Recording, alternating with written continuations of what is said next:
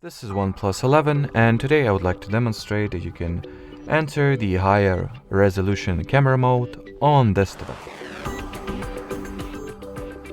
So in order for you to take the photos with the most amount of details saved, all that you need to do is to tap at these three vertical dots to your top right and switch the high res value to the right icon, or to the icon that is at the right. Now, as you can see, we have entered the high-res mode, which will shoot our photos in the 50 megapixels, or rather using the 50 megapixels.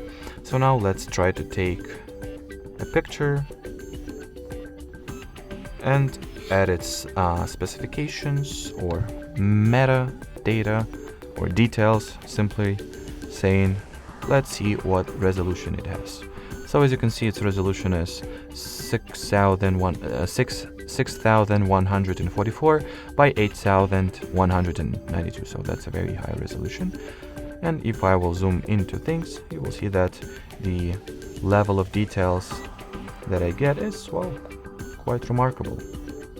It really screams that we've used the entire 50 megapixels, all the megapixels that the camera on this device has, more or less. Alrighty, so that will be it for this video, guys. Thanks for watching, thanks for your attention, and bye-bye.